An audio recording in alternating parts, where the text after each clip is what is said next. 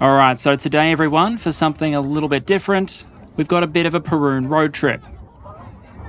So we'll just pause here for a quick flyby.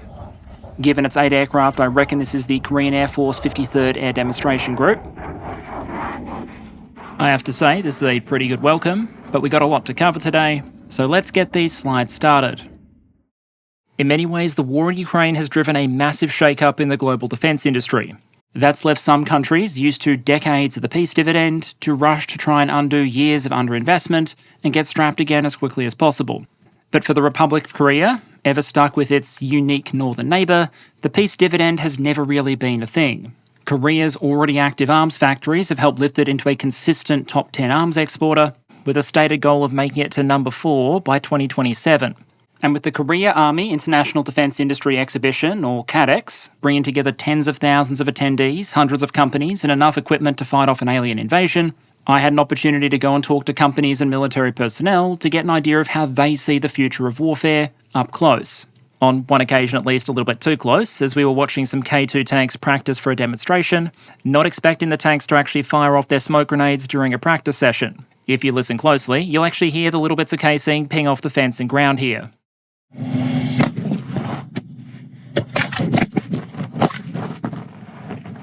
And yeah, at this point I decided that maybe a couple of steps back from the fence might be a good idea.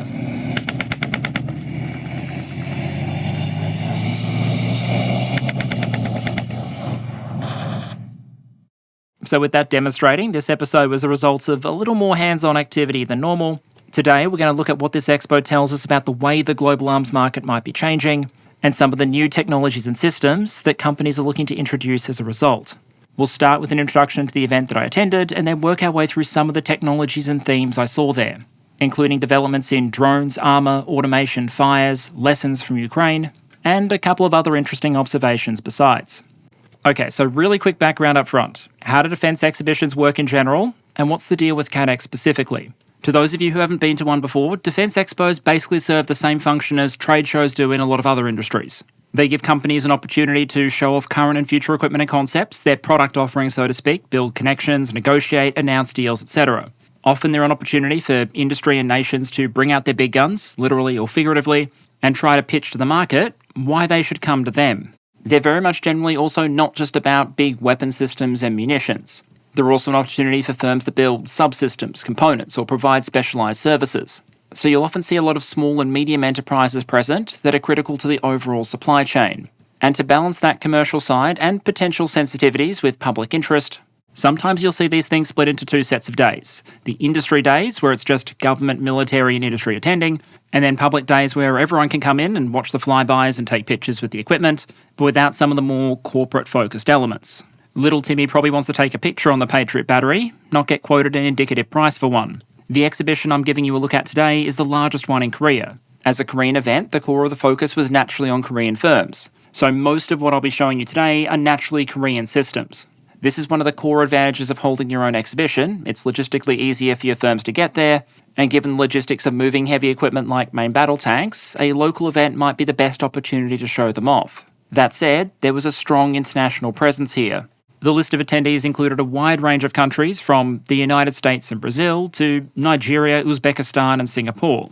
In what I'm sure is a massive surprise to all of you, however, it did not include North Korea, Russia or the People's Republic of China. The where of the expo, I think, gives a quick insight into the strategic geography of the ROK. If you're going to Korea and you want to immerse yourself in K-pop and explore a megacity, you're probably going to the capital city of Seoul. But if you want to interact with a lot of the military establishment, you're probably going to be heading a few hours further south, down closer to the city of Daejeon and notably out of range of the vast majority of North Korean artillery systems, you'll find Gyeongdae, the place where KADEX was held. In roughly a 30-minute radius of this hopefully artillery-free zone, you not only have the headquarters of all three military branches, you have the National Defence University, support, training and logistics commands, research institutions, training centres and defence industrial facilities. Compared to some other events of this kind, it's long on nearby military infrastructure and short on proximate inner-city universities.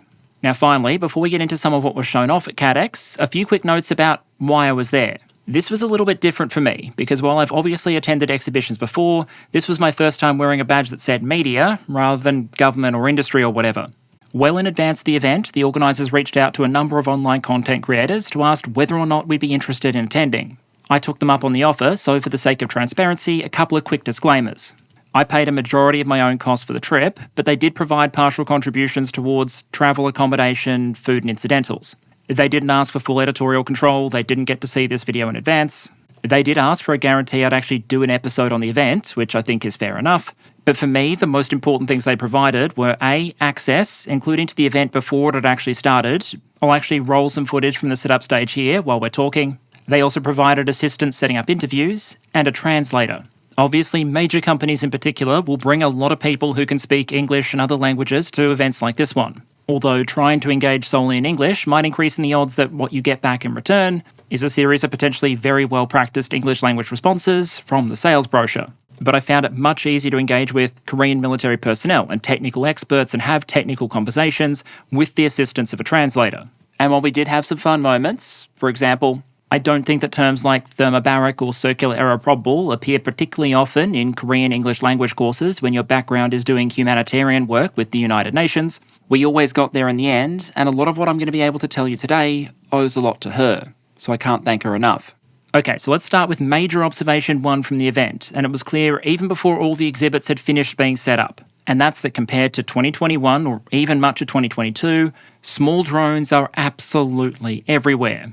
It's very clear at this point that the war in Ukraine has fundamentally changed the market for small UAS. And while Ukraine absolutely remains the focal point for a lot of development and testing in that area, a lot of Korean and international firms seem to be betting that Pandora's box isn't going to be closed anytime soon. There were small squad-level ISR and drop drones, like this one with a 2-shot payload. Rotary cargo drones intended to support battlefield resupply and logistics. There were a few rotor drones equipped with guns or missiles instead of droppable munitions intended to engage targets from a longer distance, and a huge number of other UAS, including various VTOL designs. Then, as part of this, there was also a lot of activity in the loitering munition space, something we tend to associate with things like the Russian Lancet. And here, you really had the full spectrum, starting with existing loitering munition systems, many of which you might recognise. I've got an image of the AeroVironment Switchblade 300 and 600 there on the right, with the 300 being mostly an anti-infantry loitering munition and the 600 being more of an anti-armour system. Then you had established producers that were also showing off new or relatively new systems. WB Group, for example, which is the Polish firm responsible for the Warmate loitering munition, you can see one on the wall there. We're also showing off a model of that larger system there, the Warmate 5, which we really only started to see this year and makes a number of significant changes from the Warmate 1, including moving from a 1 kilo to a 5 kilogram warhead. In that sense, it kind of mirrors the development track we've seen Zala in Russia take with the Lancet, moving slowly from the 1 kilogram payload in the Lancet 1 up to 3 kilos with the Lancet 3, and likely heavier again in future versions. The obvious drawback here is that you have to build a larger, more expensive system to accommodate that bigger bang, but experience in Ukraine does seem to be indicating that there can be a lot of value in having those larger payload options. Interestingly, WB Group was also at the centre of one of the major deals we saw signed at KADEX, with the Korean government committing to purchase a number of those Polish Warmate loitering munitions. In recent years, we've seen a lot of arms sale and technology transfer activity going from Korea to Poland. This is one example, albeit a relatively small one, of that flow also going in the other direction. But what is very clear is that the number of companies looking to market products in this space is rapidly increasing, and that includes Korean firms. What you're seeing on the right there is a Korean Switchblade-esque loitering munition concept, and this wasn't the only systems category where Korean industry appears to be working towards having their own domestic analogue. What you're seeing on the right there is a Korean loitering munition concept, the KUS-LM, and when I jokingly suggested that this seemed a little bit like a we have Shahed at home situation, one of the Koreans I was with politely corrected me, suggesting that this wasn't a Shahed, it was a better Shahed. And talking a little further, it does appear that the Korean objective with systems like this might be to try and remain cost competitive, while also delivering performance improvements in areas like accuracy compared to things like the Iranian system. This is a system conceived much more for battlefield use against point targets, as opposed to as part of a strategic bombing campaign. In many cases with some of the systems I looked at, the essential marketing pitch here seems to go something like this. Take a proven, successful system concept, and then design a Korean version, which can then offer NATO or Western-style performance characteristics at slightly less than European or US prices. There are a few other interesting things that really stood out during the interview process, some of which I can repeat here, some of which I can't, but two that I can dwell on are the approach to development and deployment, and also the prospect of future competition. In terms of some of the Korean drone projects, it really felt like there might be a little bit of development heresy going on, but potentially in a very good way. To greatly oversimplify, in a lot of development procurement efforts, elements like your doctrine, your concept of operations, enter into it quite early in the process. And then you work your way forward to specific requirements and eventually a final piece of equipment. The US Air Force doesn't buy a new air-to-air missile and then try and figure out how to fight with it. They figure out how they want to fight first and then go to industry to try and get a missile that enables them to fight that way. Talking to one of the Korean military personnel testing and operating some of these drone systems, however, it sometimes felt like the Korean Army had somewhat flipped the script on that process. As far as he was aware, questions like how exactly will the system be used, what parts of the force might control it, what sort of numbers might they be operated in, were questions to be answered later, partly through testing, suggesting a slightly different development process. You see over there that someone is using drones very successfully, so you want to learn about this new drone thing, so quickly get or build some that look interesting, and then give them to capable people to test and experiment with, allowing the tactics and doctrines to emerge from the testing process, rather than designing a piece of equipment from the start to fit a given set of tactics. That approach potentially requires you to take some risk, acquire some systems you may actually never end up using. But in some cases, especially with new and accessible technologies like drone systems, it might enable you to learn and adapt more quickly. I also find it somewhat reminiscent of the approach that Milrem Robotics, for example, has taken in the development of their ground combat drone systems. And I think it's fair to say they've ended up taking a pretty dominant place in the mid-sized UGV market. The other point to flag is I think there is some awareness out there that this massive growth in the number of drone offerings in the market and the number of companies offering to sell these products can't really last forever. Eventually, some designs and some producers are going to win greater market share than others, enabling them to access economies of scale and then be even more competitive in follow-on contracts. Even in Ukraine, where wartime demands are absolutely massive, we've already seen this process of consolidation start to play out. As one industry guy there put it to me, eventually they expect more or less everyone to at least get the basic drone platforms themselves right. Some might be a little bit faster than others, some might be a little bit cheaper than others, but the basic technology itself isn't that hard. So what you might want to try and win in this market is something more than just the basic drone airframe itself. And often it seems to go back to whatever the original DNA of that company now producing drones is. Pungsan, for example, is a major Korean defence firm that had a lot of small UAS and loitering munition concepts on display. But they're not originally a drone manufacturing firm. Their claim to fame in the defence space is as a munitions manufacturer. They produce everything from small arms ammunition up to tank rounds and 155mm shells. So one of their reps put to me that their competitive advantage in the drone space would be that they really understood munitions. And to me, that makes a certain degree of intuitive sense. One of the main ways we've seen both Russia and Ukraine trying to increase the effectiveness of their drone systems in that conflict is by improving the payload. Pungsan had an entire wall display showing off different drone munitions offerings, and in some cases had the damaged bits of metal on display that had been used in the testing process to demonstrate armour penetration. Of course, that's not to say that other producers dismiss the importance of a good warhead. As you can see on the right there, the Poles were showing off some of their in-house produced warheads for the Warmate 1 and the Warmate 5. But when I had a long conversation with one of their reps, they suggested something very different as one of their main drivers of future competitive advantage. Their corporate DNA includes more things like communications and command and control systems. And so from their point of view, the focus might be on the software and the broader system. They already advertise an autonomous targeting solution, for example. So if a warmate loses connection with its operator during the terminal approach phase, the weapon can still attempt to attack the target. The war in Ukraine has put a lot of focus on the potential value of things like autonomy in drone systems and loitering munitions. And so talking to WB, their vision for positioning their systems going forward includes not just iterating the basic design of the system, but also the software and the autonomy. Although, once again, they were far from the only firm talking about the potential value of more autonomy, as well as other software and network-driven features like drone swarming, where a single operator can control a flock, so to speak, of multiple systems. A lot of firms appear to be quite aware of the potential value of a lot of these capabilities and technologies. What differs between them is where they appear to put the emphasis, and also potentially where their relative areas of specialisation and advantage lie. But there's also another personal observation I want to make here, and that's that beyond just raw investment in engineering talent, especially when you're talking about things like autonomy being built into drones and munitions, there might be another factor which can shape which companies can progress how quickly. And that's access to large volumes of good quality engagement data. If you're trying to train a system for effective target recognition or guidance, you don't just need lots and lots of compute, you also need data to train it on.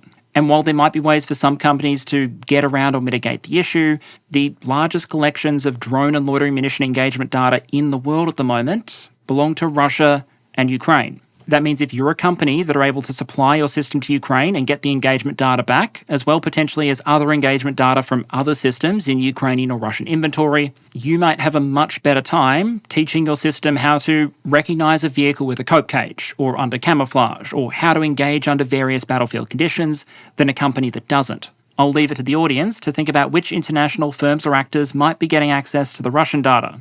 But going forward, I think it'll be interesting to see what sort of value the Poles or the Americans get from supplying their systems into Ukraine and potentially getting access to data back, compared to Korean firms that now look like they're designing and producing a range of potentially very effective UAS, but which are comparatively much, much less likely to have access to testing data and information flow back from Ukraine.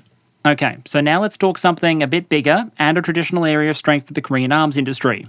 What did we see when it comes to tanks and armoured vehicles?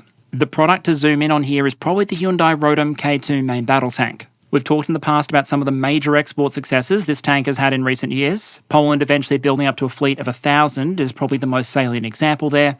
But going into this, I was very interested to see what sort of future tech and developments might be on display, and how some of the reps from Hyundai Rotem saw their potential pitch to the market going forward. Because while I found that usually Korean company representatives are too polite to mention potential competitors directly, we are seeing an international tank market where the Leopard 2A8, for example, is starting to make sales, and various next-generation programs are in development. So let me just flag a few of the things that stood out to me in terms of the systems, concepts, and approach that the Korean firms chose to put on display here. The first is that when it comes to the K2, like a lot of Korean equipment, customization, technology transfer, and localization are all still absolutely central to the offering. Talking to the representatives, just about every feature of the K2 I cared to name, whether it be the remote weapon station, the protection packages, the sensors, just about everything came with an enormous list of options and a promise that if the customer wanted something different, they'd probably find a way to make it work. Even as I tested increasingly outlandish ideas for modification, the answer basically always came back, well, if that's what the customer wants. To the point where I half expect that if I asked for a version of the K2 with an ice cream maker in the crew compartment and a World War II rocket rack mounted on the top of the turret, the answer might just be, our factory or yours. We saw a serious indication of this with the Polish order for K2, where about 80% of the final inventory are meant to be a new version, K2PL, partly manufactured in Poland. And that degree of flexibility when it comes to design, technology transfer and localization is far from universal in the global defence market. But in terms of the technology items that were actually being shown off, firstly, the display version of the K2 had an active protection system fitted.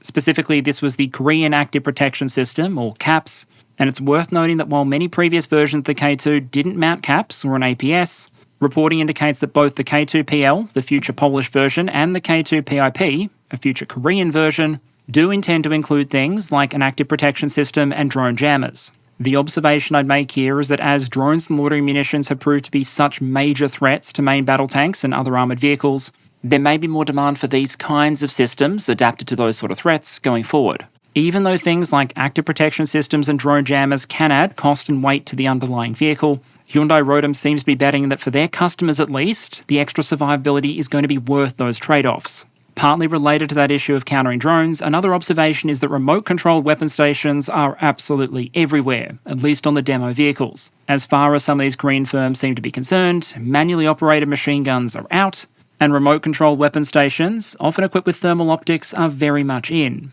I bring this up not just because remote stations can help improve crew survivability. Armour generally doesn't protect you very well if you have to stick part of your body outside it, but also because there can be a significant capability leap with some of these systems. You might have optics and sensors that are good enough to potentially detect and engage some drones, and a variety of different weapon options. There are RCWS out there with options for everything from 50 caliber machine guns and 30mm cannon up to ATGMs and even manpads.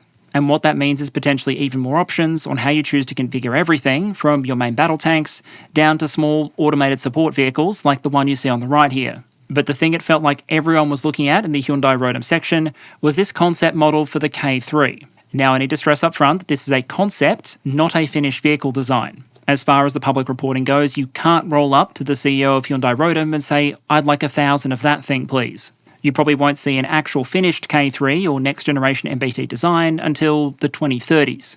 Instead, what it's meant to do is serve as a kind of demonstrator of where the company's thinking on future MBT design is going. And in that respect, there's a few things that instantly stand out, like an active protection system, next generation main gun, remote controlled weapon station, integrated loitering munition launcher, a bay at the back for launching and recovering an organic ISR reconnaissance drone asset, which is an interesting addition, and I believe an unmanned turret using an auto-loading system. Now, I'm probably not the one to weigh in on the potential value or drawbacks of any of those individual features, but it'll be interesting to see how Korean thinking on next-generation MBT design evolves in the coming years, and also what role industrial partners like Poland might potentially play in that development journey. But leaving aside all those technical and diplomatic aspects of the pitch for a moment, there's another element to the K2 at KADEX that stood out. Sometimes even the most disciplined of government and military officials can be swayed by something that just looks really, really cool. And while many exhibitions might be generally pretty happy to just roll out scale models of things and talk to the technical specifications, at KADEX the Koreans brought the better part of 2 platoons of actual K2s and proceeded to demonstrate the absolute heck out of them. To give you an idea of what I'm talking about, the following footage comes from the rehearsal for the final demonstrations. And yes, this is the part where I get gently and harmlessly fragged by a couple of smoke grenades. The essence of this demonstration, as we're going through it, noting it is a demonstration, not an exercise, is that we had Korean Army engineers open up 2 lines of advance for the rest of the force, one through the use of a bridge lane tank, the other with a K600 clearing a simulated minefield. And then we saw reconnaissance elements and the main battle tanks advance through those simulated lanes and prepare to carry on the attack. Unfortunately, we didn't have the equivalent of a sports announcer calling the plays as they happened, so you'll have to make do with me for the moment.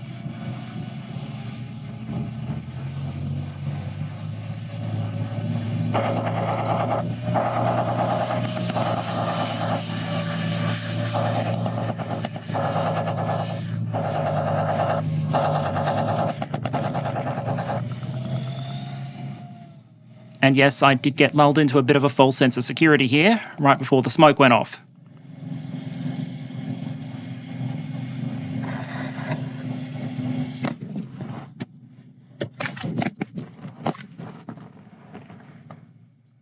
And then, over the course of several stages, we had a combined armour and infantry assaults, with the K2 tanks pushing forward. And then you'll eventually see the armour closing into very close contact with the unnamed opposing force made up of Koreans flying red flags, leading to some tank manoeuvring that I think really shows off both the gun stabilisation system on the K2 and also just how much these things can really get up and go, even in quite a constrained space.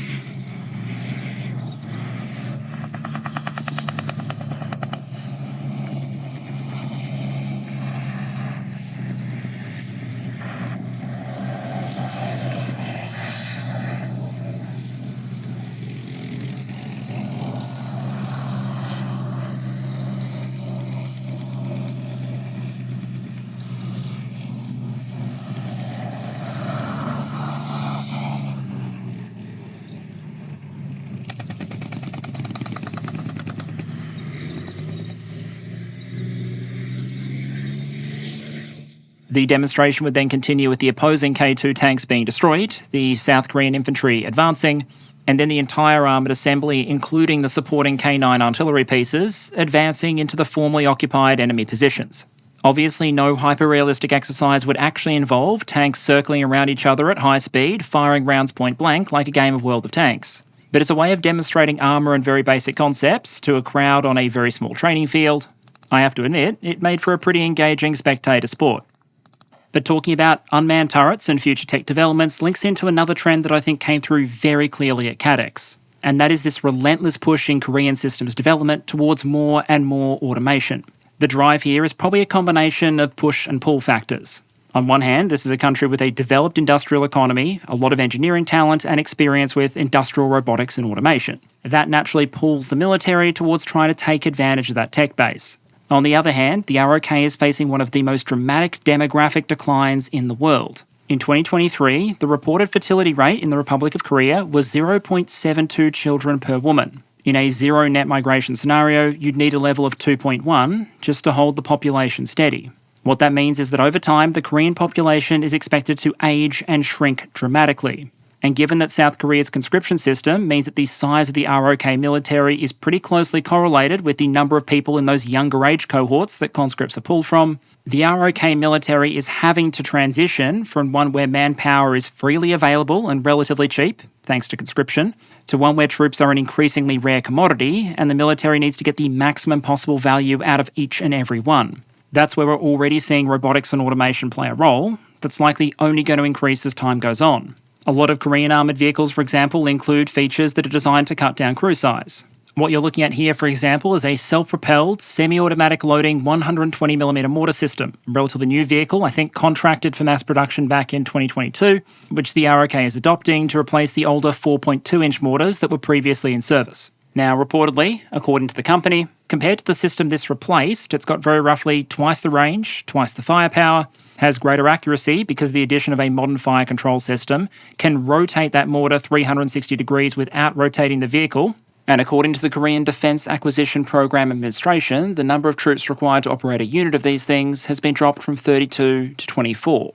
Now, for some unknowable reason, these vehicles that were on public display weren't fully stocked with ammunition, so the crew weren't able to fully demonstrate the loading system in action. That said, you probably get the point. More bang with fewer people was a theme you would see again and again at KADEX. We also saw a number of firms present with fully automated systems, everything from robo-dogs, armed and unarmed, and then steadily increasing up the weight and cost classes from unmanned utility vehicles all the way through to quite advanced system concepts.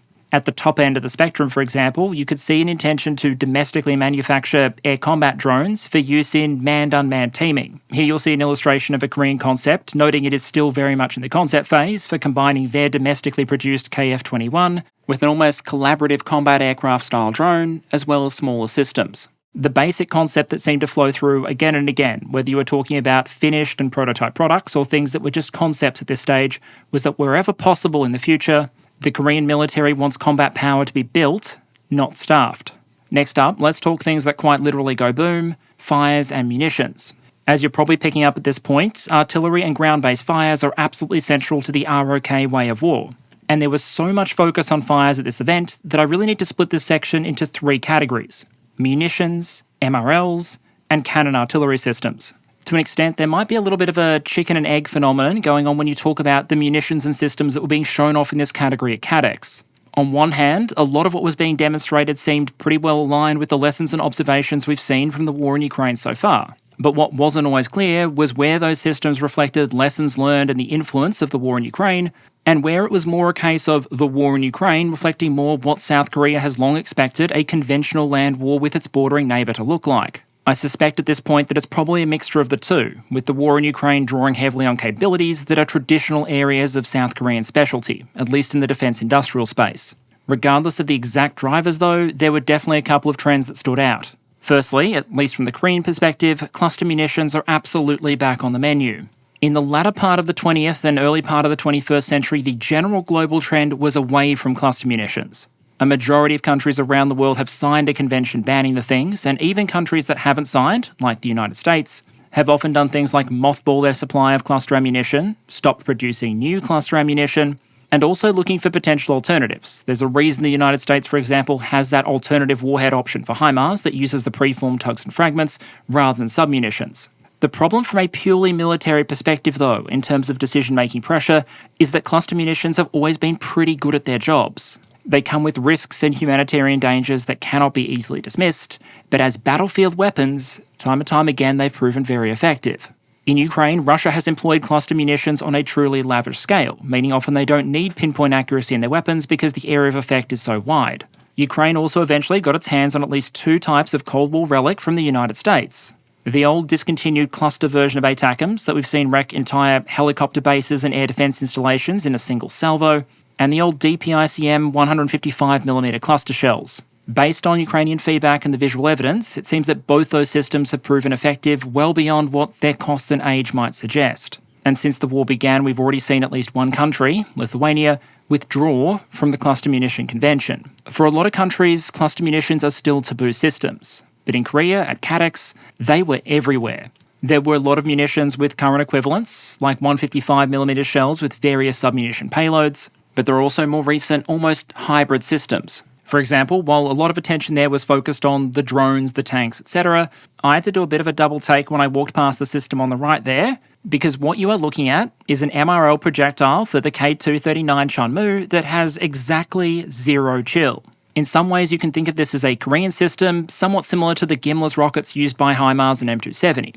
According to the Koreans, like Gimler's, it's GNS-INS guided, loaded in pods of 6, has about the same range, and while prices are never easy when it comes to making like-for-like comparisons, the numbers I was being quoted were roughly in the same ballpark as Gimler's. When I asked about the circular error probable, which took a little bit of finessing with the translator, but we got there eventually, I was quoted a specification SEP of 15 metres and a tested SEP of 5 metres. And if, I presume like all normal people, you read US weapons testing and evaluation reports in your spare time, you might remember the contract specification for SEP for the American M30A1 rocket for Gimler's was also 15 metres. Although the median miss distance in their testing was a little bit tighter from memory, somewhere between I think 2.1 and 2.7 metres in the test that I looked at. Those are the similarities, basically everything to do with the performance of the missile itself. The difference is in the payload. The version we were shown is intended to pack around 300 scatterable submunitions per rocket. That means 1,800 submunitions per missile pod, 3,600 per vehicle, assuming the K239 is being used, and more than 14,000 submunitions if you get a battery of 4 vehicles to fire all at once. So far as the area of effect of these rockets go, I didn't get explicit permission to talk about exact scatter distances, but suffice to say the chosen unit of measurement for that conversation was soccer fields. In that context, an extra metre or two of SEP probably isn't make or break. And if you're in a battlefield environment where GPS has been reduced to little more than a fictional concept, the system might still be effective even if it has to deal with the extra inaccuracy that comes from firing INS only. It's an interesting concept because it clearly has the option of trying to be a precision weapon, or alternatively allowing you to address your warmest regards to a set of grid coordinates and call it a day. There's a broader point around market pitch and positioning to be made here, but we'll come back to it in just a moment, because I need to stress it wasn't just the large-scale munitions that stood out here. There were a lot of smaller submunitions on offer as well, including entire families of munitions that tapped into something we've increasingly started to see in Ukraine: the development of munitions that are purpose-built for use by drones, rather than being adapted from other existing weapon systems. We saw a number of small EFP modules, for example, intended to give drones and loitering munitions the ability to punch through armour, even in quite a small package, and I'll show you just one example here. This was one of the many drop drones we saw on display, and you're seeing designs like this one proliferate around the world, but for me, the interesting thing here isn't really the drone platform itself, it's the munition and the release mechanism. This thing used double 9-round magazines for 18 submunitions per drone, and despite those things being pretty small and pretty light, the test data provided suggested that against a lot of armoured targets, they're probably good enough. If you offered the Ukrainians the actual rotor platform itself, they might be ambivalent given the number of their own designs they currently have in service. But if you offered them millions of tiny munitions explicitly designed for drone use, you'd probably have a contract signed before you could say turret toss. But let's crank it up here about 15 size categories to have a look at another system class that's attracted a lot of attention since 2022, the multiple rocket launchers. The household name here is probably the wheeled American system, HIMARS, that's made such a difference in Ukraine starting in 2022. But at KADEX, the flag for American rocket artillery systems was being flown by the older tracked M270. This is Coco, belonging to the American 2nd Infantry Division, looking a bit plain the day before the event kicked off, but don't worry, they had her dressed up a bit by the time the crowd started to arrive. But a lot of the focus was obviously being directed towards the Korean system on display, K239 Chunmoo. Like the K2 battle tank and the K9 howitzer we'll discuss in a moment, K239 has seen an increasing degree of export success. This system will also be going to Poland, for example, in significant numbers, combining the Korean missile system and munitions with a Polish truck chassis. As one of the reps put to me, the core of the system is platform agnostic, so the truck is basically a swappable element. If you compare K239 to both HIMARS and M270, it's a bit of a hybrid. It's a wheeled system, like HIMARS, but it packs 2 missile pods, like the M270, unlike the one of HIMARS. One of the trends we've noticed with K239, however, and how Hanwha Aerospace is attempting to market the system, is that the range of munitions either available for or in development for the system is rapidly expanding. And that's made relatively easy by that universal pod system. You might be able to pack 6 medium-sized rockets into an area that could also be filled by a large number of smaller unguided systems, or a single tactical ballistic missile. There are elements of South Korean missile and rocket technology that show a little bit of Russian DNA, partly as a result of technology transfers after the end of the Cold War. But when it comes to the system of reloading and logistics, it's very American. One of the things that might attract customers to K239 is munition and thus role diversity. You have guided missiles broadly analogous to the American Gimlers, but you also potentially have options at either extreme of the cost and range spectrum. Packs of 20 smaller unguided rockets per pod might provide a massed affordable fires capability against area targets, which arguably, as the war in Ukraine is showing, is still potentially a valuable capability.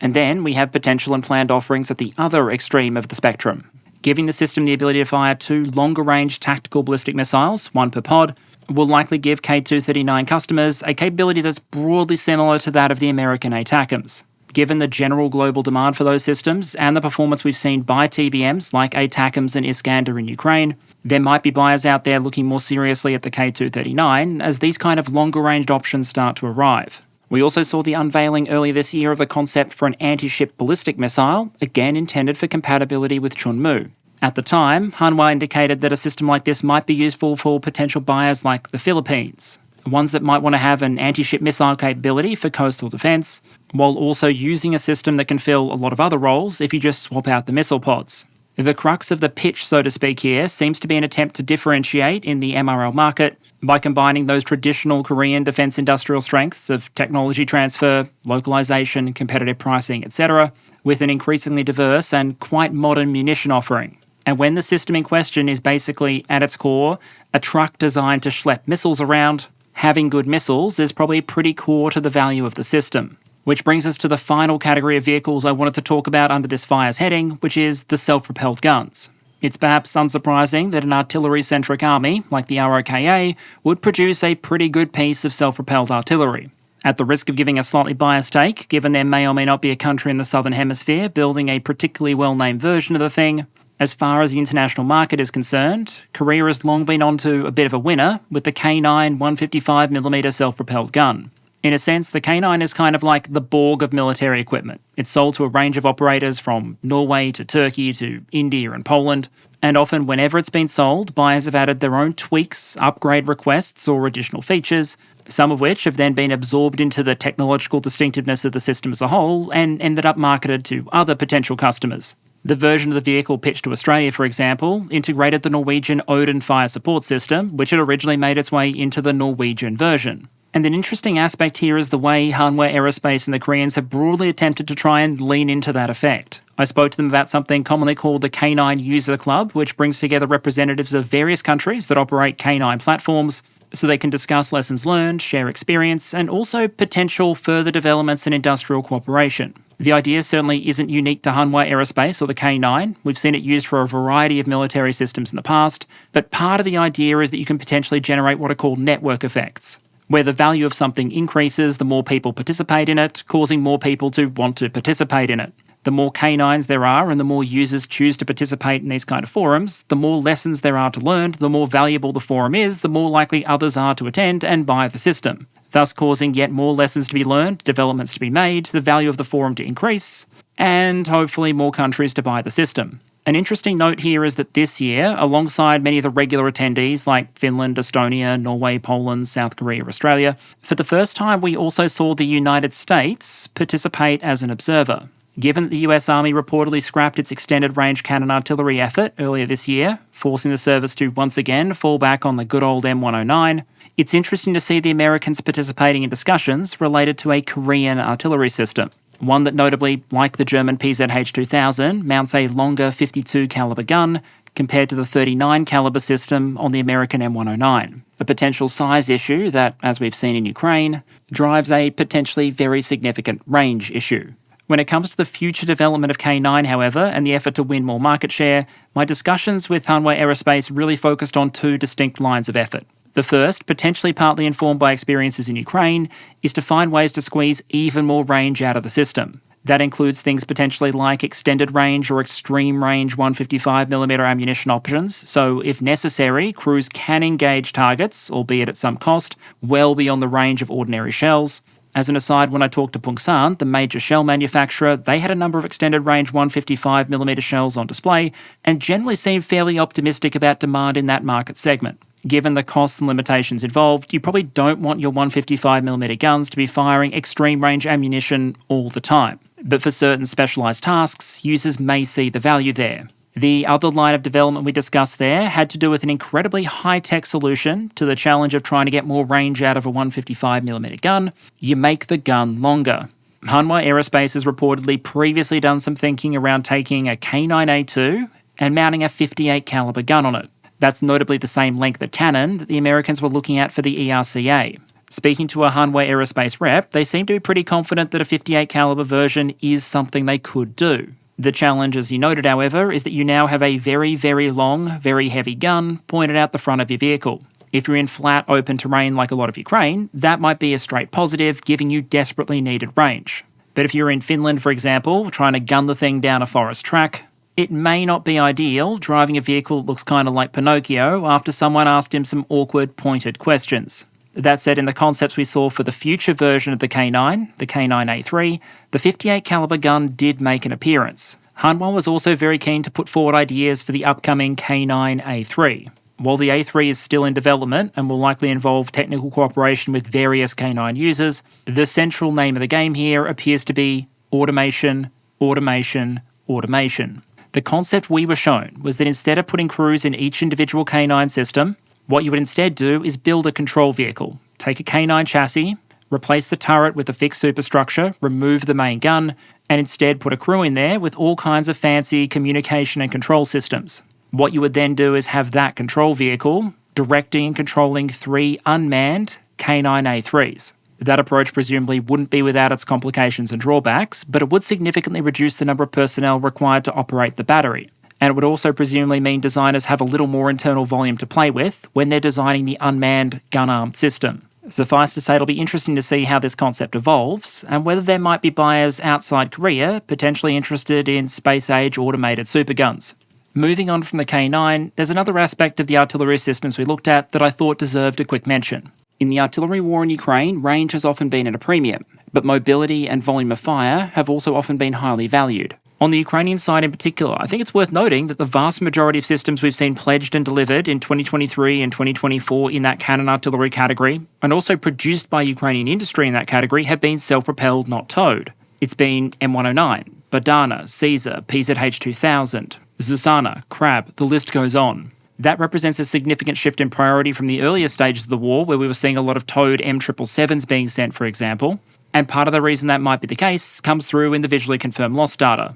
As best as we can tell from that open source, the M777s have had a very difficult war to date, while a lot of the more mobile systems have suffered considerably less, even accounting for the fact they arrived later. We've seen some soul-searching in certain Western militaries about where exactly towed artillery might fit in future force structures, but it stood out to me that at KADEX, one of the most significant artillery powers in the world, the Republic of Korea, was overwhelmingly showing off self-propelled systems. And beyond the K9, there were some other vehicles that stood out in terms of this attempt to combine mobility and volume of fire in an artillery vehicle. The vehicle you can see on the right there, for example, is called the K105A1. At first glance, this looks very much like a very basic field expedient measure. That's an old 105mm howitzer on what looks like a relatively basic truck chassis. The drivers of why a vehicle like this might exist in the Korean military should be fairly obvious. This is a force which values having as much firepower available as possible. It has thousands of these older 105mm guns, and also, critically, a lot of rounds to fire from them. One senior figure I was talking to about this vehicle suggested half the reason these things are in service in the numbers they are is that they have a very, very large number of shells in inventory still, and while I can't give that exact number on YouTube, suffice to say that even Ukraine would probably take multiple years to go through the stockpile.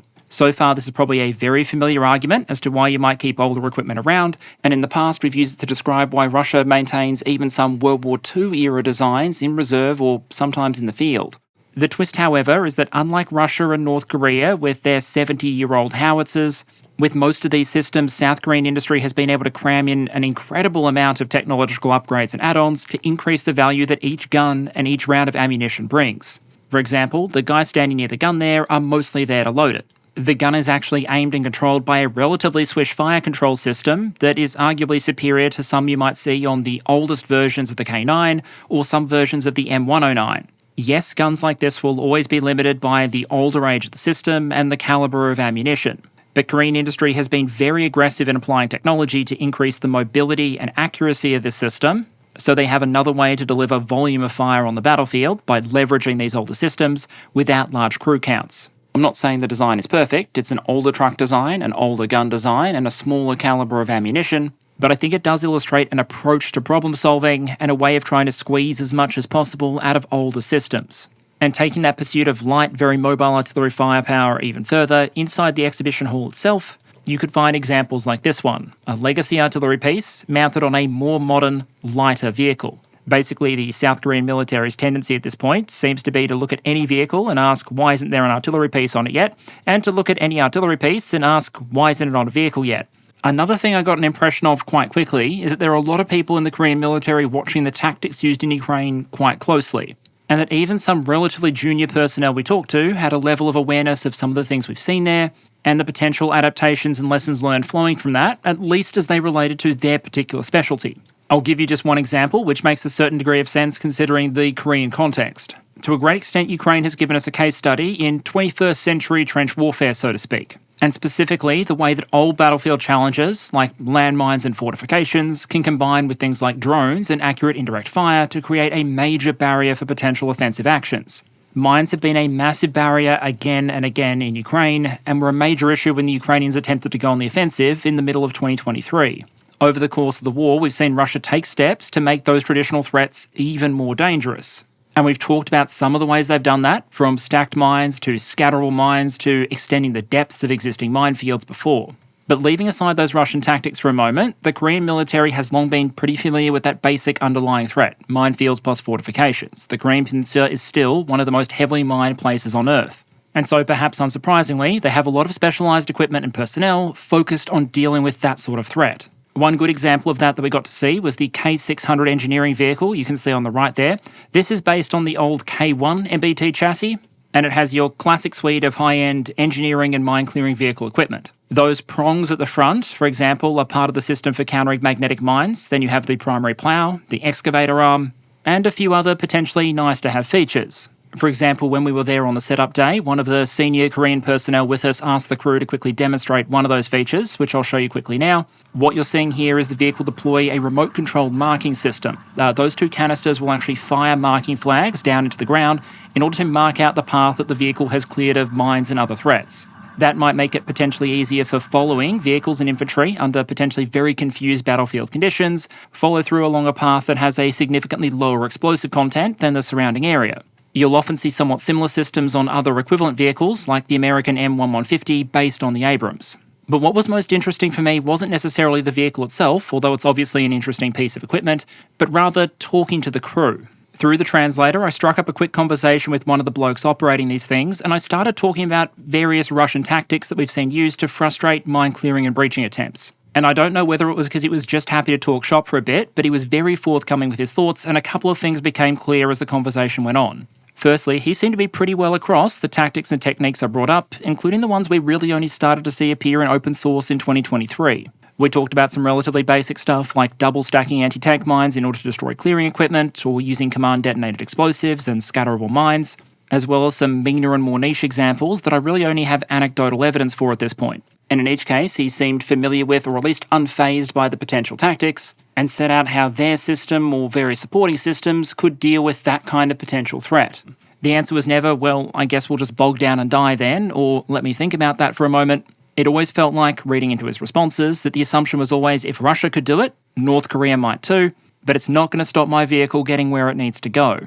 The slightly bittersweet footnote to all that is that Ukraine has been supplied with the K600 system by South Korea, but only 2 units, and only for humanitarian purposes. Ukraine can use the K600 for most of what it was originally designed to do, clear minefields full of Soviet-style mines, but unless something changes, we presumably won't be seeing them used in the armoured breaching role. Another lesson that appears to potentially be flowing out from Ukraine into the rest of the sector is the potential role of electronic warfare on future battlefields, particularly when you're talking about the usefulness of drones and guided munitions. Make no mistake, there are still some companies out there on the market that are putting out products that rely on GPS being reliable, or the operator having a stable link to the weapon system.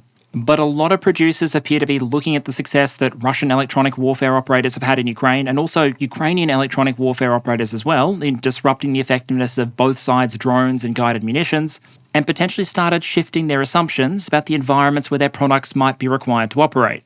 The vast majority of companies I spoke to indicated that electronic warfare resistance is something that customers are increasingly valuing and asking for, and some, at least off the record, went considerably further than that. To summarise in a very general sense, there appear to be at least some producers out there making the assumption that essentially, on the future battlefield against a peer or near-peer opponent, forces and equipment are going to need to be prepared to fight in essentially the electromagnetic shade. An environment where global navigation systems may as well not exist, communications may be disrupted, and the EM spectrum as a whole is likely to be about as calm and clear as a thrash metal concert held during a thunderstorm. That means coming up with products that, yes, might be slightly more expensive for it, but include features that allow them to potentially operate at least somewhat in those kind of environments. Different firms put forward different potential answers to that question, but there were a couple of common themes: hardened systems, resistant communication, and of course increased levels of autonomy. And so, as I've said before, if you're looking forward to a future where increasingly autonomous weapons don't appear on the battlefield in greater and greater numbers with higher levels of capability, I'm sorry, but KADEX probably would have given you reason to be disappointed. The underlying technologies appear to be improving rapidly, and the ambition, including from a number of Korean producers, appears to absolutely be there.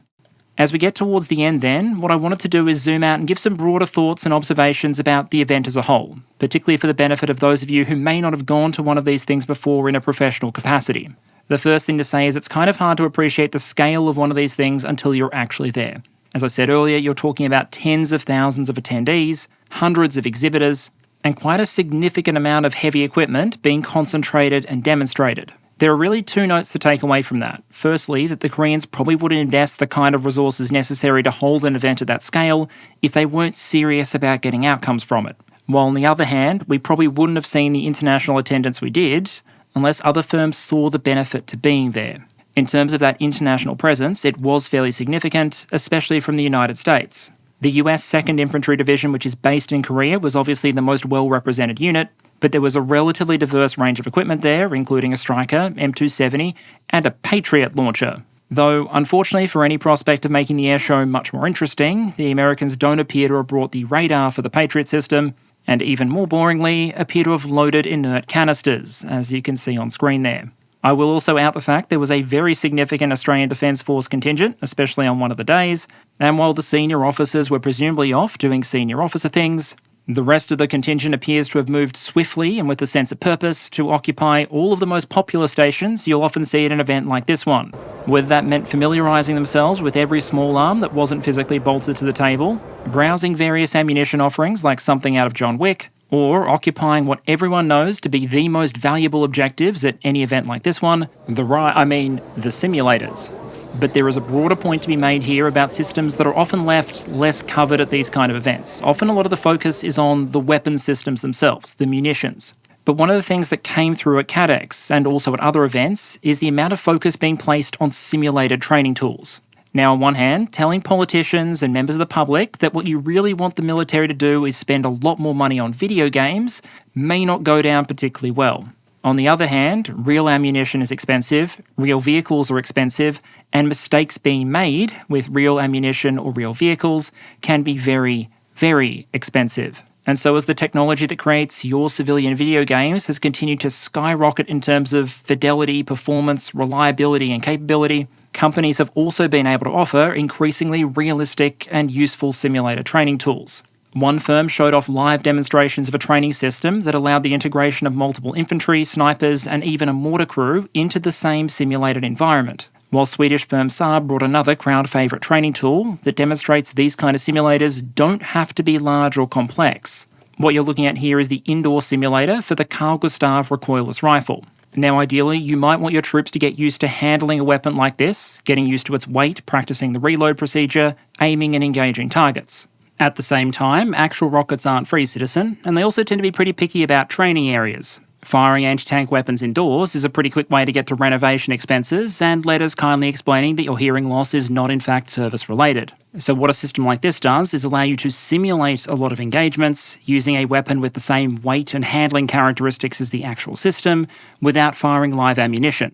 The reload procedure here, for example, can be very similar to the real thing. Open it up and load. Although at KADEX, to enable easier operation of the thing by individuals rather than two-person teams, the reload process was considerably simplified, which you can imagine also being a useful feature in training if you want to focus on target acquisition and engagement rather than the reload. It's sold with a mission editor, so customers can come up with whatever sort of scenario or training environment they want to put their troops through. Although the scenario used at KADEX was a relatively beginner-friendly one, with 2 BMP-3s and 1 T-Series tank of some unknown nation driving perpendicular to your position across a mostly open field. And I can say beginner-friendly with some confidence here because some random Aussie bloke in a light grey suit was able to knock over the training scenario pretty quickly with a 100% hit rate. For some strange reason, this isn't the kind of system you're able to pick up at your local GameStop, but it's interesting to observe the application and value of this kind of technology. And the only thing really missing from me on the simulator front, compared to some previous events, was the NASAM simulator from Kongsberg. That's operated using a replica of the control station for the actual air defense system, and allows you to defeat opposing air attack by an unnamed opponent that just so happens to operate Sukhoi 57s and Kar 52s. Definitely recommend giving it a shot if you ever happen to be at one of these events. The event, I think, also surfaced some relatively harmless military and corporate cultural differences. On the corporate side, the way various representatives were willing to talk about the prospect of competition is probably a good example. Korean firms, as a general rule, were very reluctant to name or directly address any individual potential competitor. To make up a hypothetical example, I probably wouldn't want to ask a Hanwha representative how they intended to outcompete the PZH-2000 from Germany with the K9. Instead, you might ask how they see their competitive advantage in the market segment for modern 155mm 52 caliber tracked self-propelled guns, specifically those targeting the European market. I'll give you a moment to try and figure out how many of those there are. It's a very different experience to engaging with some other international firms who might be more willing to directly address potential opponents and outline in a very specific way how they feel product A outmatches product B. Moving over to the military culture side, there's something I want to note about the Korean military personnel that were there to show off their given piece of equipment. With some of the foreign militaries I've engaged with, including at this event, particularly when you're talking about the more junior enlisted level, it's pretty common to encounter personnel who know how to do their particular job very, very well and maybe understand their relevant piece of kit, but tend to get a bit fuzzy whenever you start asking questions about the wider units or the bigger picture. They could tell you absolutely everything you wanted to know and were allowed to know about their system and their role, but with several of the Korean personnel I engaged with, the conversations tended to go broader. Talking to one of the blokes manning a self-propelled anti-aircraft gun, for example, he was very happy to talk not just about the system itself, but also broader questions like loitering ammunition and drone threats, where their vehicle's role sat in terms of the broader force, where responsibility for a target might be passed to another system or potentially the Air Force, and even things like observations around Russian attack helicopter tactics in Ukraine and how the Korean military might adapt to that kind of threat. Essentially, at least for the blokes selected to be at this event, they were prepared to have conversations that extended way beyond the scope of just their individual specific role. Which is pretty impressive considering I don't know how much sleep these guys possibly could have been getting, because the presentation standards on a lot of these Korean vehicles was absolutely immaculate.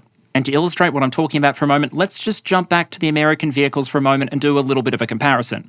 You probably remember Coco, the M270 from before, but as you can see, this very much looks like a vehicle that's been in the field. I am far from an M270 expert, but I can't see anything here that would cause the vehicle to be non-operational, although obviously standards and practices differ from military to military. If this was the Bundeswehr, I half expect this critical flaw here would be enough to have the entire vehicle written off and sent back to the factory. But the comparison I want to make here is that while the Americans might have been here to show their equipment, the Koreans were looking to show off their equipment. And so absolutely everything, including Coco's Korean competitor over here, looked absolutely factory fresh. And before you say, hey, Perun, these probably are just factory fresh systems that they've just rolled out for this event and this event only, I'm extending that to include the tanks and armoured vehicles they were literally driving around a muddy field every day, that always seemed to have freshened up a bit by the next day.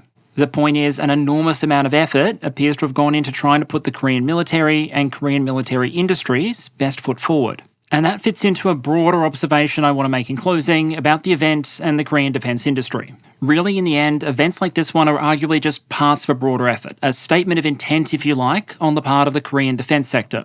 Over the course of the event, I had an opportunity to talk to some quite senior people, and there were often common threads through those conversations. An understanding that the global security environment had fundamentally changed, especially since 2022, that there was this imperative not just to develop and deploy new technologies, but also to get them produced at scale. And that right now there was potentially an opportunity for the Korean defence sector to seize the moment and become a critical defence supplier to allied and friendly nations, alongside traditional arms exporting superpowers like the US, Germany and France. Only time will tell how successful that push ultimately becomes. But hopefully today you've enjoyed a little bit of an inside look at how the Korean defence industry intends to make that happen.